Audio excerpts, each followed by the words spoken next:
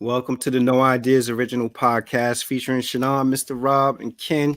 What's up, y'all? Hey, How y'all doing? Sure. Good. good week, real good week. Real good week. Why? Why? What made it a good week? It's almost over. Oh man, yeah, that's one part of it. I got settled in on this night situation, so it's working out well. Oh, okay. You talking about your job?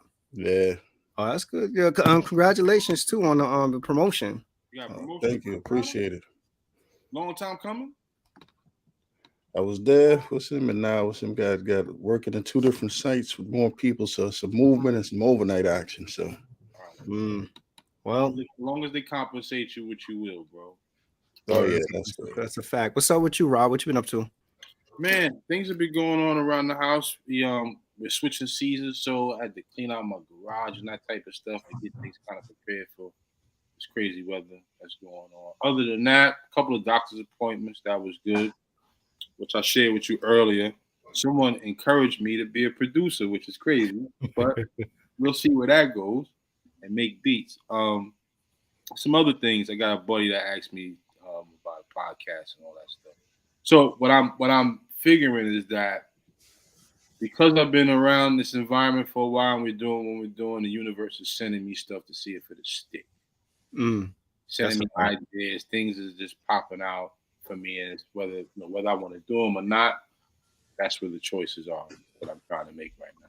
Myself involved, but outside of that. So you in the lab working on a beat for another No Ideas original song? You already know, because OMG is my inspiration. Shout out to Yada, Gritty, and Clee. You guys have done a wonderful job on our first project. We're putting out some great music. And Yada, especially, because Yada, you pull my strings with them old freestyles. I'm still thinking that EPMD beat in my head, bro. Talking about it's my thing. My thing. Oh yeah, Yeah. Bro. So Yeah, it's my thing. Yo, and another note, because we have. How you been, man? I'm good, man. I'm good. I'm chilling. I'm excited for Saturday. I was just about to mention that. Like, yo, I want to see that Charlo and Canelo fight. That's right. That's gonna be crazy. That's gonna be a crazy fight. And just thinking about like initially when it was announced, I was like, yo, Canelo gonna probably knock Charlo out. But like over the last couple of weeks, I'm like, yo, maybe Charlo do have a talking a chance. lot of trash. You talking real confident right now, bro. I mean, you get knocked out for 25 mil. Why not? Yeah, I go to sleep. Word, man. Yeah, peace. So we got supporters in the house for Goodlook Seabrook, Kim. So without further ado, because we got supporters in the house, let's bring her to the platform. I'm proud to introduce and bring to the platform poet, author, fellow Bronxite, Kim Goodlook Seabrook. What's up, Kim? How you doing? What's up? I'm doing fantastic. I appreciate y'all for having me here. No, anytime. I was saying earlier, it's I don't know, it's just something about like if you grew up in New York City, the appreciation that you have for the boroughs, like, and if you haven't grew up in New York City, like you really don't know or understand the dynamics of the boroughs, right? But like the boroughs is just something that we identify ourselves from. Like you see somebody from New York, you be like, where you from, yo? I'm right. I'm from the X, I'm from Brooklyn and this that. But it get crazy when people be like, yo, where you from, yo? I'm from Buffalo. You be like, I'm from New York too. It's a different type. Like New York is very territorial when it comes to, I feel like, the borough stuff. But the odd part about is, like we have our own thing where Bronx versus Brooklyn or Bronx versus Queens or whatever it is or whatever. But let an out of towner step foot in, and it's like, nah, this is NYC. You ain't never lie about that one. Yes, indeed. But I got, talk to us what it was like for you growing up in the Bronx. Oh man, so I grew up in the crack era, so that was very interesting. But I think it has made me an amazing person who I am today. And what I loved about growing up in the Bronx back then is that we had community. Yeah, I talk about that a lot, like, because that's something that is missing big time out here these days. Back in the day, we could borrow the electric cord if your lights went out from your Right. neighbor's house and plug it in. Right. You can definitely knock on your neighbor's house for a plate of food, or you don't even have to knock. They're gonna make sure and check on you if you all right, you know. That's right. Remember me and my friend, we couldn't afford to buy it. We shared skates. I had one, you had one, we rolled down the hill. That's crazy. I remember that too. You know what I'm saying? We sure did and have fun doing it. So but man, we grew up fast, you know. So yeah, but it was dope. What do you think happened to community though? Like, where did that sense of community go? I mean, it just comes down with the generations and the generations. We just lost respect. We have social media now. We have lack of resources. Society in itself wants us to be against each other or not be successful, you know. So there's a lot of things that have happened. Yeah, I think about though, like even growing up in the South Bronx, like how, and just kind of like going back and referencing what you were saying with the crack era, like in the South Bronx, I remember you know, we had like people who were pillars in our community that they were like the leaders of the community, and sadly they kind of got caught up in like the crack epidemic also, and it led to like the deterioration of the community. Like we had, you know, when we first moved we lived in Twin Parks in the Bronx, but then we lived on Union Avenue. When we first moved over there, like there was a gentleman, I don't know if you remember, Kenny, out of Smitty, and Smitty worked at Yankee Stadium, and Smitty would get us tickets to go to Yankee games, and you know, they would do like a monthly little mixer in the community room for the kids to get together and dance and all that. And you know, community room. If you had community room, right? He got jammed up, you know, in the street, and you know, and it just changed like the dynamics of the community, and like all of that really went away. So I wonder, like, and not to belittle or say that doesn't exist in the community anymore. I kind of feel like sometimes in these communities, like some of the older folks are afraid of the young folk, for good reason too. Right. We had that back then, where it was the older folk that was kind of pulling the kids around. I mean, like, you know, I'm gonna expose you to a Yankee game, or the community room will be open for you guys to come in and hang out. And you know, so with crack coming in, it did really change that dynamic. Indeed, definitely. Yeah. So what do you say, Rob? Sorry about that. Nah, I was just echoing the same sentiment, man, because growing up in the community room, it allowed me to travel through the Bronx, because I used to go to all of the little camps that was in the community room. Right. You went from St. Mary's to Prospect to Forest, just the battle projects, and then the communities. Everyone was it was just all hands on board. Everyone participated in raising children. Right now, we've kind of lost that kind of art of that. And we need that back. But Miss Seabrook, you're a poet. Yes, I am. What brings out this poetry? Did you choose poetry, or did poetry choose you? Oh, poetry chose me, honey. I just chose the way that I flow, you know? But poetry has definitely chose me, and I just made a video about this yesterday. For some people who don't know, hip hop is my inspiration. So that is what I feel, that's what I live, that's what I breathe. I just write it more in a poetic form. So. Right. There's a quote that I think I seen you put: poetry as the foundation, hip hop as an evolution. What does that mean? I said what? Poetry as the foundation. I guess this is what poetry as your foundation, but hip hop as as an evolution. Well, I just know, I don't know who quoted. You sure that was for me? I must have. It was something I seen on your. Oh, okay. But what I will say, I think, well, in order to have hip hop, you have to be poetic, right? You have to be an SC. You gotta write. You gotta flow. So poetry is hip hop. And that's how it starts, right? And it comes with the beat and then everything. So it's the evolution. Then it's fashion. Then it's, you know, so if I ain't say that quote, I don't remember it, but that's what I feel that quote is. But I mean, it makes sense, because without hip hop, we wouldn't know how to flow. We wouldn't know how to combine words. And hip hop is a part of poetry. It is poetry. Hence KRS-One. Right. What is it about the Bronx and poetry that wraps you in and becomes, you make it your own? Well, again, born and raised in the Bronx. However, I had the opportunity to live many places, even in other boroughs. But hip hop is the Bronx is where it started, right? Hip hop, Mm-hmm. So going through my life and what I've experienced, it just makes it easier to be expressive through words and including a healing aspect to it at the same time and a understanding of my peers and my peoples and my community. Who are those inspirations? Do you have anybody that inspired you in hip hop? Oh, there's a lot of people who inspired me. Again, it's all hip hop. So, right, I love Big Daddy Kane. We're gonna take it from back there. Big Daddy Kane, MC Light. Light is a rocko. Asha shit, Boulder. Like I mean, there's plenty of artists out here who I love and I admire and respect. Wu-Tang, I'm a Wu head. I had said this yesterday too. Love me some Wu-Tang. Mary J. Blige. There's a lot. Okay. Yeah. So we know you do poetry, but we also know that you get other people involved in, doing poetry and spreading that. What brings that about? What makes you want to get everybody else involved in poetry? Again, I'm big on community, so it ain't all about me. And it ain't even just about poetry. It's about networking. It's about experiences. It's about building. It's about collecting. It's about sharing. It's about love. It's about feeding each other, whether it be food or verbally or mentally, something like that. So, yeah.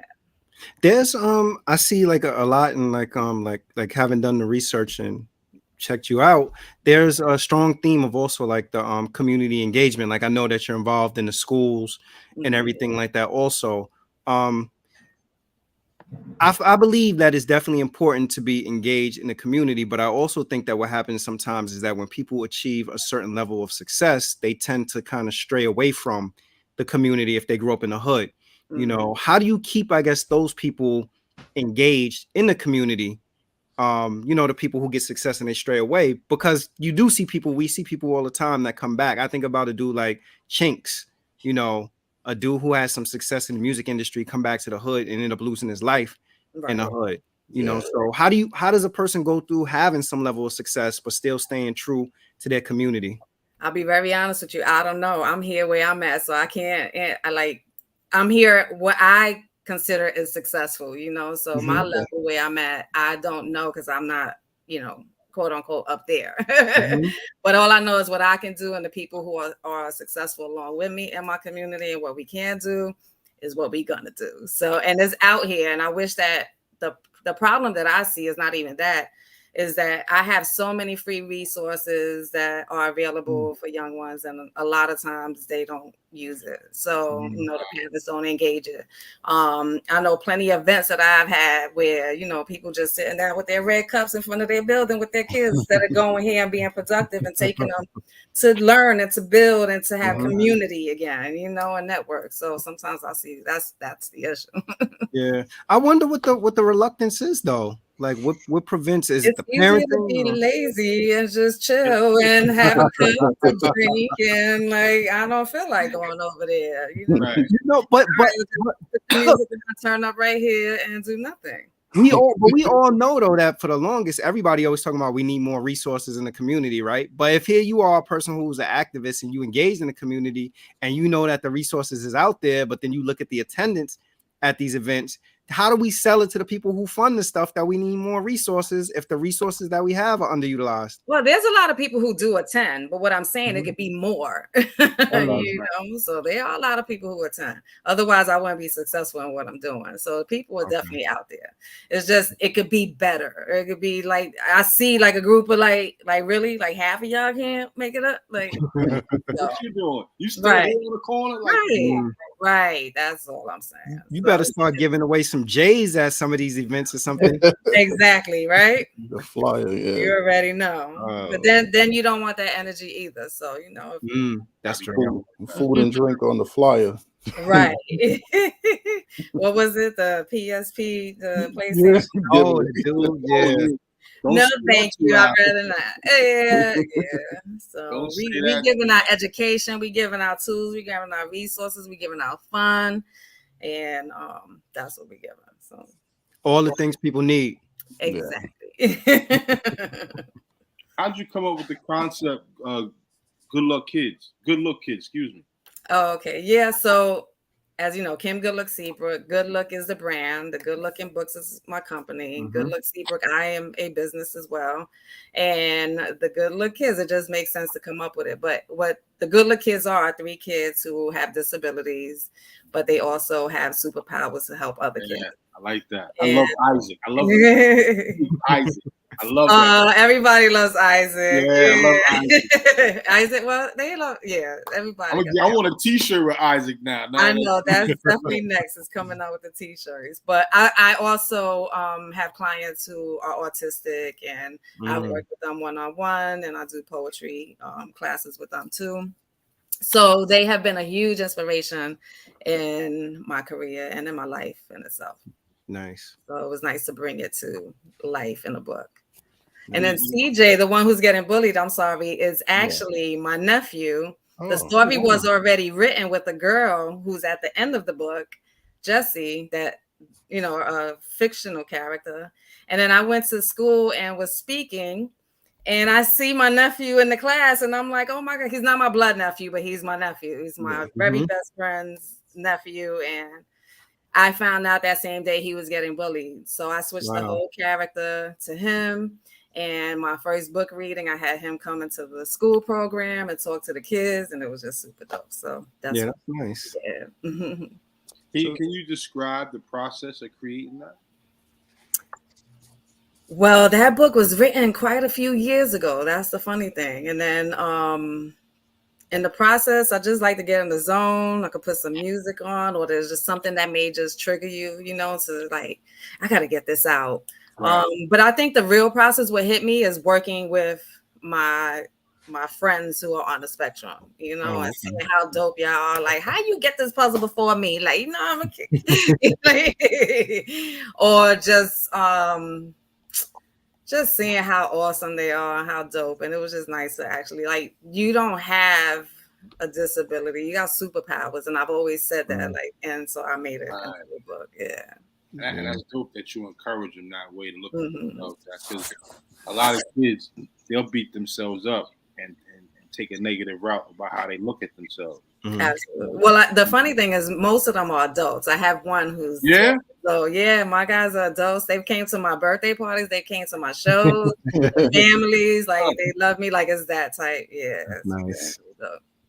Yeah. When you go out to schools and you engage the kids and stuff, do you feel like what's in because of things like social media and technology and phones, they're less engaged than maybe they used to be? Oh, they're less engaged, absolutely, with the real world. But I'm thankful that when I do go there, and even in my classes, I've been blessed to say that even they realize, this was a good class if I ain't get on my phone the whole period, Okay. But then some be like, whatever, blah, blah, blah. And I had to, but for the most part, I've seen a lot of kids being very attentive, being like, how did you do that? And so it's good. It's good. If you're connected and you want to get that message out, you can connect to them. So it's just a matter of knowing how to do that.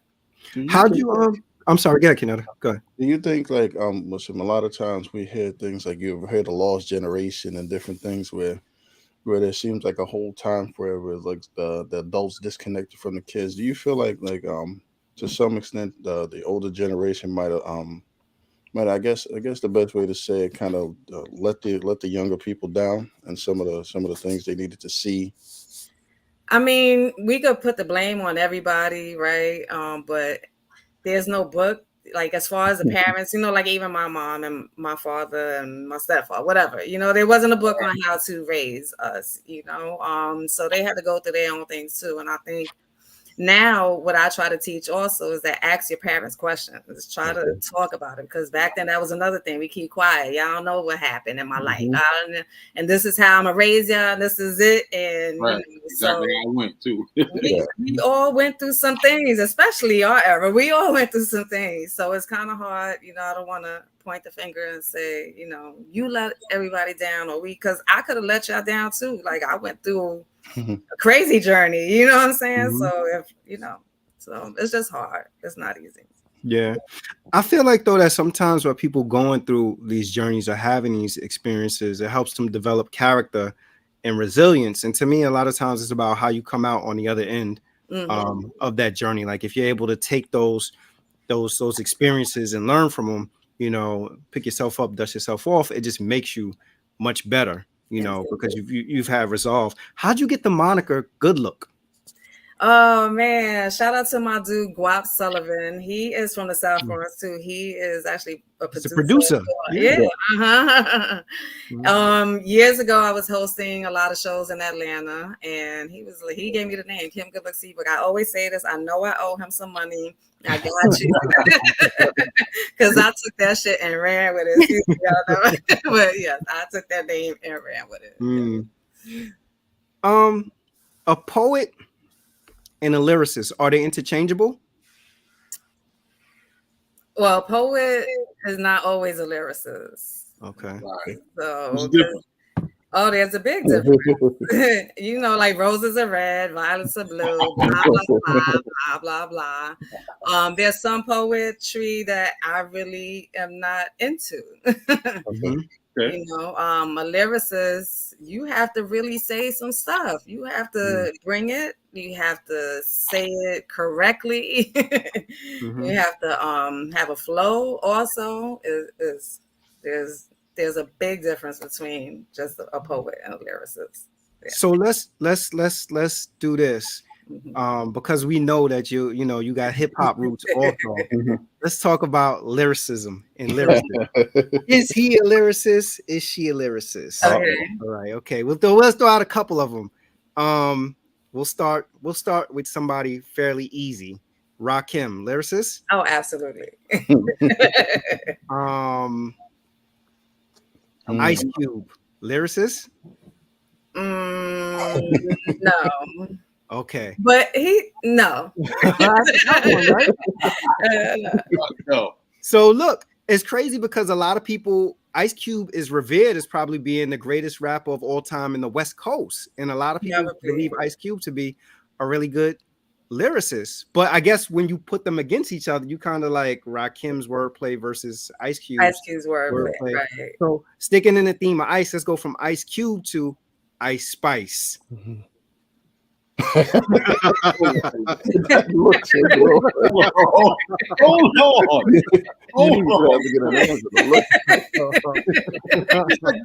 You got to straighten up.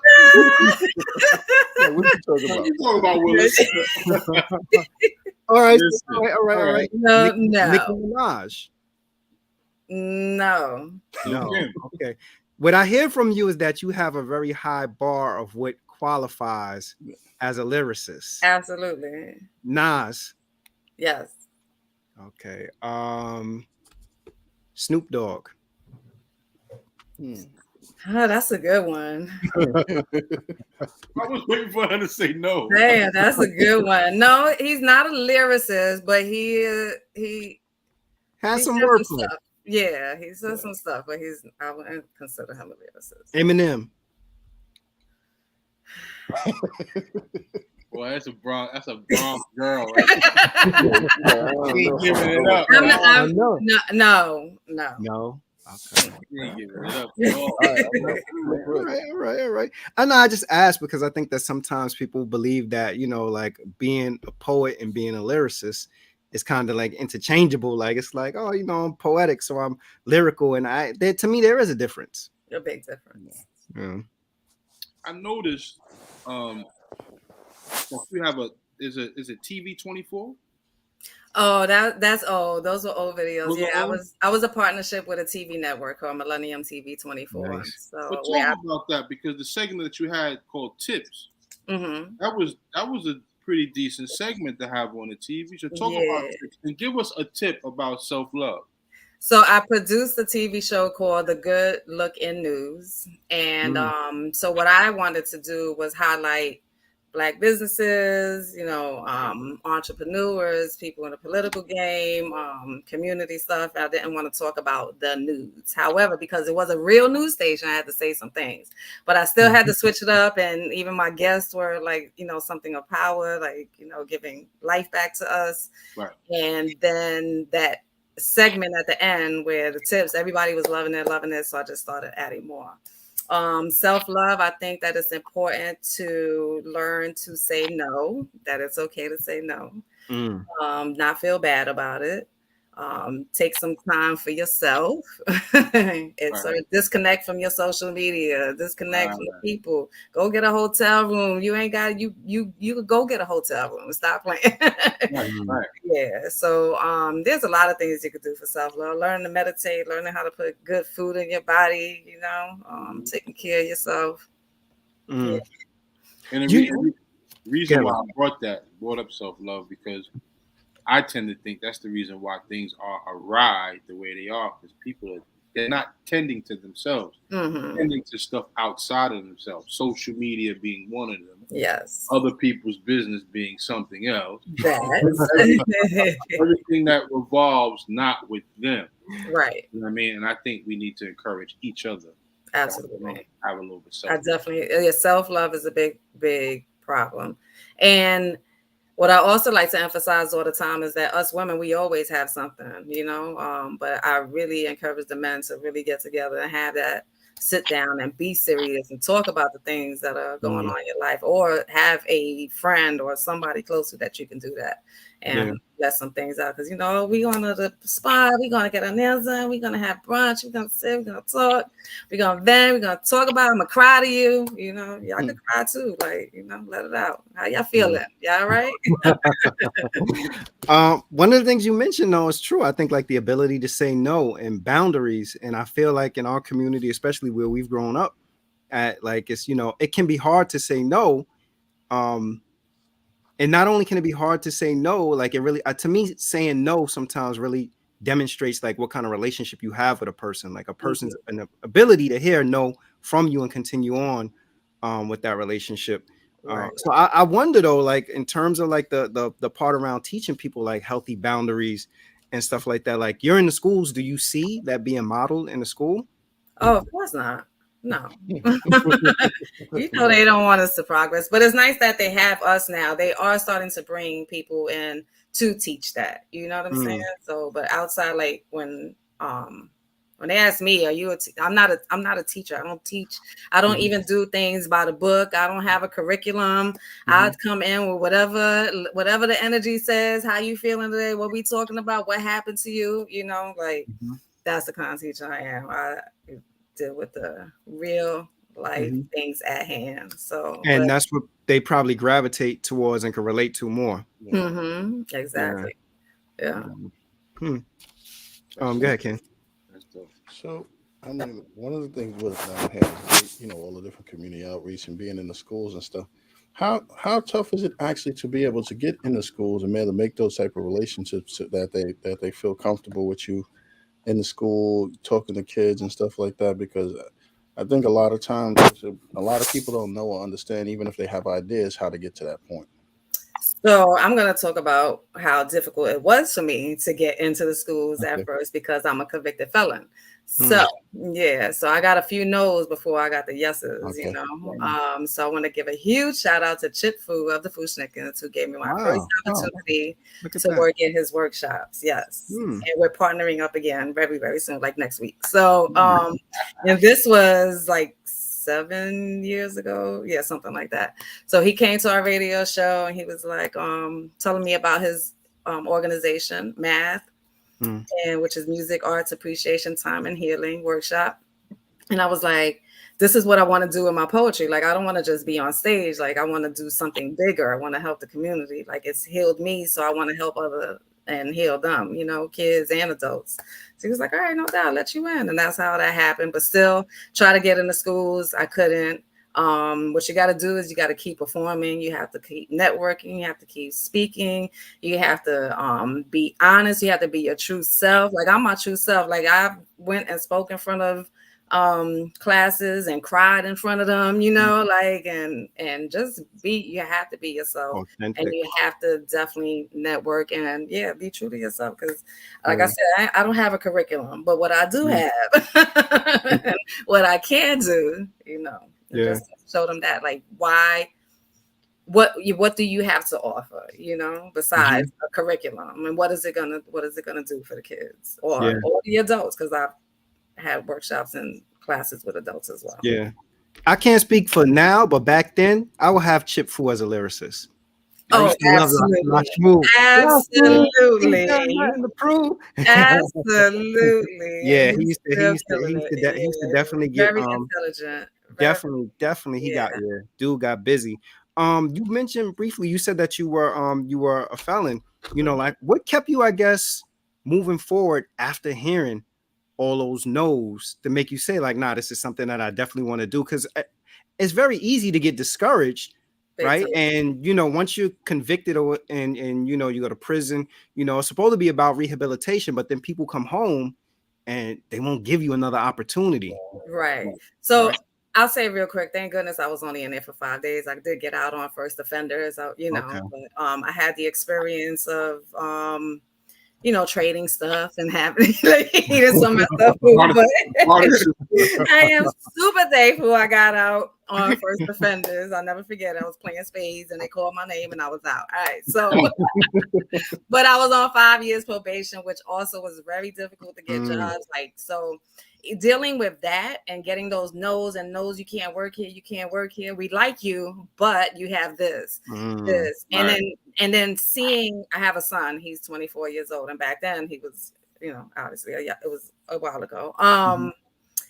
And seeing him, and I'll never forget that time where I lost my job and I was like, they hired me with this funding. This was like the first job I got hired and we just moved into a house.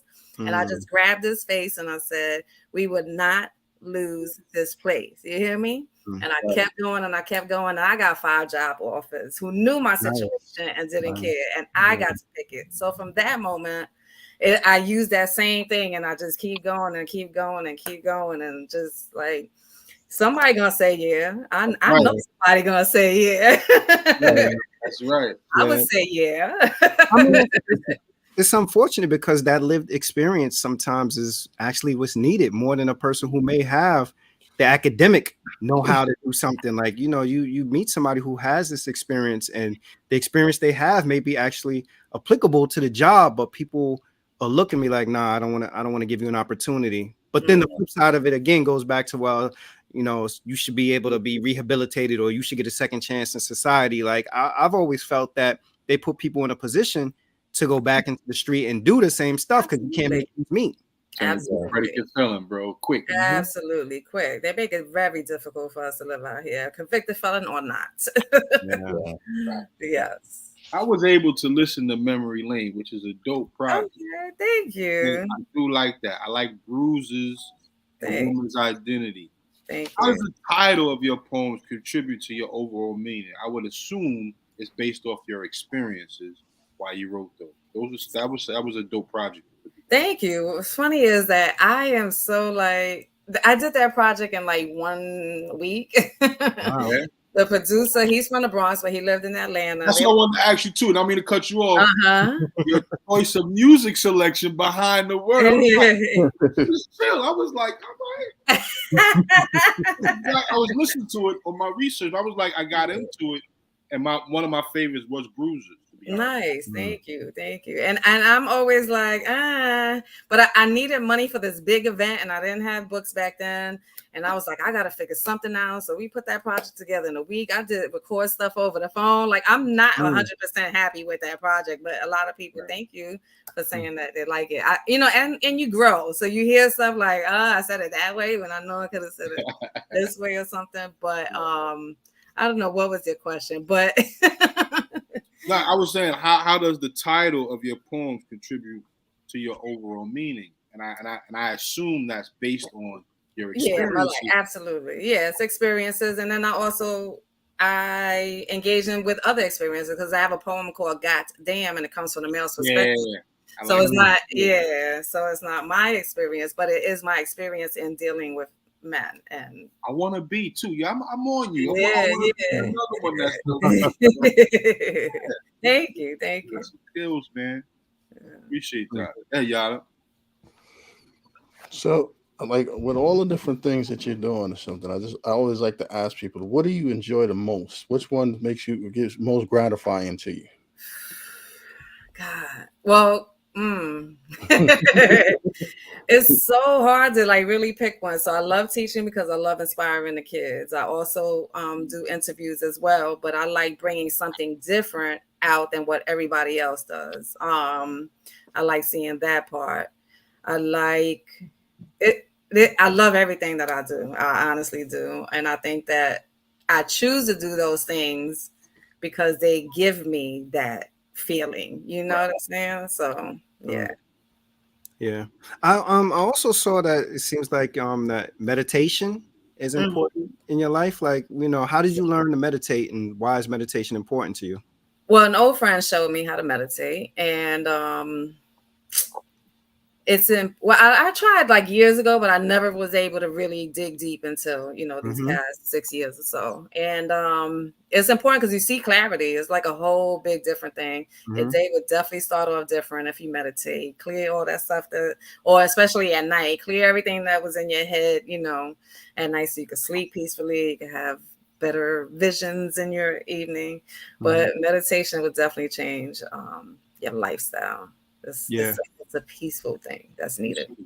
It allows you to, like you said, it allows you to create space between whatever thought you were having and your new thought. Exactly. So it gives you a little room to be like, all right, what am I? Yes, right. Let me get through this, and I meditate as well, and I meditate often. I practice just mental hygiene. What I mean by that is that when negative things are passing through, I just kind of chill, like, why am I thinking that? Right. Let me pause for a second. Yeah. Let me regroup. Yeah. Let me go right or do something. Let me clean this out.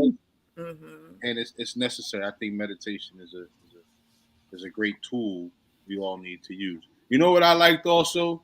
Your pit bull puppy anthem. What was it? Did a little video, but well, that wasn't me. That's actually a voiceover from TikTok. So really? Yeah, I'm babysitting a pit bull right now. Yeah, so somebody gets on their feet. And so it's a TikTok viral thing that she's talking to her dog, and they're not gonna like you. They're gonna cross the street when they see you. No, it's I don't know her name, but shout out to her. Shout out to her, right? What's your most nostalgic moment living in the Bronx? My most nostalgic moment is definitely Hold on. Before you tell your nostalgic moment, we keep talking around the Bronx. What part of the Bronx are you from? I'm from Fordham. Fordham. Okay. Fordham, the jungle right now. Oh my gosh, is there ever? I'm from 188 from Marion. Yeah. Okay. Live in the Bronx up on a street called Marion. Yeah. Absolutely. I dated a young lady. My brother Smoothie, yeah. Yeah. Little trick on Marion back in the day. Smooth bizzle. Go ahead. I'm sorry I cut you off though. So what's your most nostalgic memory of the Bronx? You said Fordham. Yeah. Rolling down the skate with one roller skate, man. Like, yeah. You ever go to the Key? Did you ever go to the Key? For sure. Okay. Yeah. All right. Look, all right. So I don't know how old you are, but I remember a time on Fordham when it was 3 movie theaters. It was the Valentine, the RKO, and the Lowe's. I'm 46 years old. I'll be 47 in November. Oh, so all right. So yeah, you know about all that. Yeah. Beach Street Music Factory was all there. Of that. Wow. You know what's crazy? VIM is still there, my nigga. But VIM is not VIM. I'll never forget after I came back from Georgia and I went into VIM. So I was like, what is this? Like, the sneakers are plastic. I'm like, the jeans are like, they got all this stuff. Like, what in the world? Where's the Levi's, man? Like, right. I mean, the VIM is still there. Yeah, in that corner. things. Yeah, the last time I went through Fordham. Well, one thing I think that's really nice about Fordham is up at the top. Now they got, what is it, Big Pun Plaza or something like that. Oh yeah. Yeah, that's really dope. But it just looks so different to It me. is I'm like, different. what I don't the even go hell? over there anymore.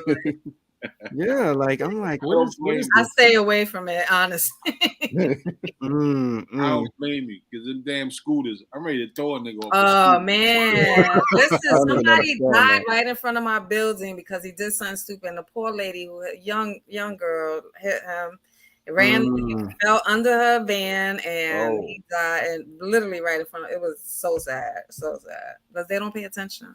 Nah, Yeah. lawless. Do whatever they want, whatever they want. Totally lawless out there. Yeah, no, Fordham was the place to be. That was like one of the main popular. It was exactly that was like how 125th was for Harlem. Fordham was yeah. I'm just smile on that one. I'm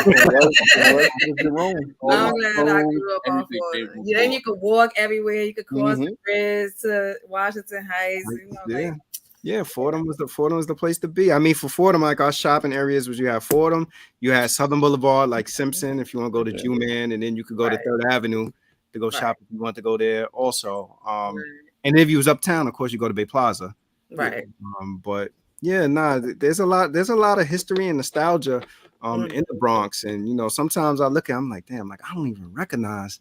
I know. No more. I know. I don't recognize. I was having a conversation with somebody about like the whole stuff around like migrants and everything, because people are like in a huge uproar about like the migrants and everything. But I read the newspaper regularly, and I see and I like all these crimes and everything that's committed. I'm like, damn, like this is us. This isn't really undocumented people that's doing this stuff to each other. I'm like, blaming it on them though. Well, okay, so no, the issue is definitely not with them, but you know what they're going to put in the newspapers anyway. Again, I was partners with a news station, so don't believe everything you read either. So about that, I don't watch the news. Even when I work for it, I ain't watch. And that's another reason why I decided to let go, because the energy that you have to continue to read and to put into your brain and your body, I want to curse. And that was really like, oh no, this is just too much. And what they want you to feed out to us. Yeah. So of course that's what we're going to see. But I mean, the reality is, yes, there's a lot going on. But however, if we don't we limit the amount of migrants here, right, then we can have more resources for ourselves. Right. Yeah. So it's not a problem with the crime thing. No, I mean, I wish we all could just manage and just be out here and be one happy. But then there's no parking. There's no this. It's like, ain't no shelter. Like, ain't no shelter for us. But y'all getting put up in like, Yeah, it is interesting. Yeah, it just bugs me out though, because I'm like, damn, like this kind of has become the narrative as it relates to a lot of stuff. And I'm not saying it doesn't exist, but I'm like, damn, we need to take some accountability for our hood though. Like, because again, I look at some of them stories, I'm like, yo, this Rodney from over on 225th Street that shot up Johnny on Webster. This ain't got nothing to do with nobody from Ecuador or none of that. Like, why are we putting it on them? Right. It's disheartening, but I guess it is what it is. Me, your top 5 rappers of all time. Okay, so again, I took Big Daddy Kane, MC Light. I am a Capone of CNN fan. He's the underrated lyricist, I think. Yeah. I had to put Wu-Tang together in itself. If I want to pick one out of the Wu. That's a big decision right here. Yeah, I know. It's very, very difficult. Very difficult because everybody got there. I love the Wu-Tang. So what number was that? That was 4. That was 4. Who am I giving number 5 to?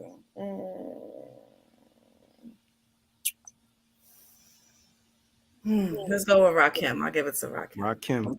There's two people in there that I don't think I've ever heard mentioned in the top 5. I've never heard anybody mention Capone or MC Light. What is it about Capone and MC Light that draws you to them as lyricists? Well, Capone, I'll be honest, I have a crush on him, right? Since he was younger. And he knows this now. I listen, That changes the whole dynamic. yeah, listen, my son's father looks like him, and I told my son this. He was like, "That's disrespectful, mom." I was like, "I said I really like your son because he looked like Capone." He was like, "Yo, get out my face." But no, all jokes aside, besides, but he's really dope. Like I like different. I don't like, like the same thing. I like different as the way that he flows, the thing that he says. I think he's authentic 100% with his words and with his actions in life. So I really, really enjoy him as a whole. And you said MC Light either? Yeah, and MC. Well, what's funny, I just found out LL Cool J wrote her verse in Self-Destruction. I feel really messed up about that. Yeah, I heard that too. That's a fact. That kind of hurt my heart because I thought this whole time, like, does that disqualify her? Get out of here. She's on the fence now about it. Yeah, it really messed me up. So, but I mean, she gave the flow, right? She gave the flow. She gave the idea that it was her. Yeah, she definitely sold it. I mean, I like MC Light too. I don't know if I would have her in like a top 5, but I've always liked MC Light and thought that she was. I gotta put a female in there, So I mean, I love Lauryn Hill. Lauryn Hill, of course. Yeah, but I mean, growing up, when I started writing, MC Light was one of my inspirations. So that's why I say her. Yeah, you're from the Bronx. You ain't think KRS One? No, I love Brooklyn. I'm from the Bronx, but I'm bigger than that, so I get my respect where it belongs. Yeah, I love Brooklyn. Matter of fact, I got a big show coming up in Brooklyn. Yeah, so I'm excited. Yeah, Capone is to me like he's I feel like Capone is very underrated. Like I've heard Capone kick some really good rhymes that I think like went over people's head, or I just think that because Nori was so unorthodox, a lot of people gravitated towards the Nori stuff. And I remember when the CNN album came out and Capone, he wasn't on it certainly as much because he was incarcerated. But like talking to my friends and telling them like, yo, listen to what Capone is saying. Everybody's like, nah, Nori is the star in that group. And Nori wasn't saying much of anything. Like exactly. Well, it was just like it's loud. It's obnoxious, like how he still is today. No, there's no disrespect. I love Phil, I love Nori. I ain't got no beef with you. Nah, you're right. Yeah, he is, like extra. So yeah, and I'm the cool tight vibe, so that's why I think I gravitate towards Capone. Yeah. Do you feel your poems accomplish what they set out when you begin writing them? Absolutely. Yeah. That's a confident answer. You tend to get the result that you're looking for when you write. Absolutely. That's dope. Metaphors and all, right? Absolutely. I'm just picturing you sitting down like you writing bars, like yo, I got it. So I'm like, yo, she penning it, yo. Let's do it. I ain't mad at that. Would I be putting you on the spot if I asked you to say a poem? Never. No, you get a record deal or somebody be like, kick something. You ready to go? You ready for the freestyle right now? Let's go. Can we hear something? Absolutely. I'm tempted to ask for something that I heard already. Like, do I want to be? Oh man, I don't know what that one by heart, but I do. All right. Well, what I would like to do is identity. All right. You sure y'all don't want something for y'all? Yeah, do something for us. Do something for us. Go ahead. Yeah. Well, woman's identity is my top one, but let me give y'all something for you guys, right? So let's do goddamn. Goddamn. All right, that's I like that. All right. No cursing, right? Well, I can say you curse. All right. I'm fucking stressed. This world just seems to be a goddamn mess. Renting $1,200, I make $10 an hour. Disconnection notice, I'm about to be without power. No heat in the house because I live in the slums. Digging in my pocket, I keep coming up with crumbs. Baby mama's taking me to court, but she gets Section 8. But if I can't afford to pay, I'll be an inmate with a roommate locked up somewhere upstate. I'm just trying to increase my compensation. Trying to build a foundation. Trying to work on my creation. Because I'm tired of picking cotton on this goddamn plantation. Not being seen as a human, but more of an expectation. Not realizing the minority man has his limitations. I could take but so much shit from you. I bite my tongue, do as you say, And not one time can you pat me on the back and say, you did a great job today. Mm. Then I come home to nothing but complaints. She wants to debate when all I want is a goddamn plate. Did you ask me about my day and how I'm doing? Did you know I got pulled over by the cops because I'm black while moving? Because apparently I'm a threat is what I was told. The reality is that I'm a king that was robbed of his riches and golds. Now I can't even walk down the street with a hoodie on the head, protect me from the cold. Scared I'm going to get gunned down because some folks are just too damn bold. Bold enough to take my life. Take me away from my kids and my goddamn wife. I don't have the same opportunities as Bob. They don't consider my skin good enough for promotions at my job. I'm just trying to feed my family, so sometimes I may have to come up with another hustle, whether selling CDs or selling some Lucy's. I'm a man, so I got to put in that extra muscle. Does it mean that I don't want to live? Heck no. But what I'm asking is to be left alone to survive, to strive, to stay alive with some goddamn dignity and some goddamn pride. Fire. All right. That's big. I like Nice. You better put Yeah. yourself in the top 5. Yeah. Thank you. That was dope. Yeah. Wow. Thanks. I don't have any other questions. I don't That's know. a if you mic guys- drop moment right there. Oh God. We have on the screen, we have your Instagram, but plug your Facebook, your website. Where can people go to get the book? Yes. What? Yes. So it is Goodlook Seabrook, I see on the screen. On Facebook, it's Kim Seabrook. TikTok, Goodlook Seabrook. My website is goodlookseabrook.com or the goodlookinbooks.com. And yeah, just you can Google me, you'll find me. Before I used to Google Amazon too. Yo, all her books is on Amazon too. Go yes. And you can purchase off my website and I can sign it and give it ship it myself to you. So what's funny is that before when you Google me, you would see my mugshot. Now you see a whole bunch of different things. So Wow. Nice. You litty now. You litty now, boy. That's crazy. Wow, look at that. Oh my God. Well, thank you for pulling up and joining us for tonight's conversation. Yes. We appreciate everybody for tuning in to the No Ideas Original Podcast, and we'll catch you on next week's episode. Peace out, everybody. Have a good night. Thank you. Kim, stick around.